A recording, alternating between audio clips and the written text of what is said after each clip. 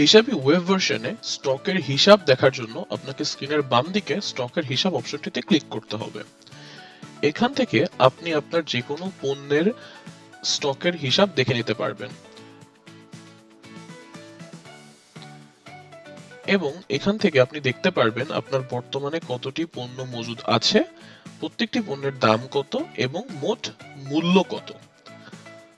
স্টকের ইতিহাস থেকে আপনি প্রত্যেকটি পণ্যের কবে যুক্ত করেছেন এবং সেইটির কতটি অবশিষ্ট আছে সবকিছু দেখতে পারবেন। দিন, সপ্তাহ, মাস, বছর অনুযায়ী প্রত্যেকটি প্রোডাক্টের ইনফরমেশন আপনি দেখতে পারবেন। সেই জন্য আপনাকে এই অপশনটিতে ক্লিক করতে হবে এবং আপনার দিন, সপ্তাহ, মাস, বছর অথবা কোনো স্পেসিফিক টাইম পিরিয়ড সিলেক্ট করতে হবে।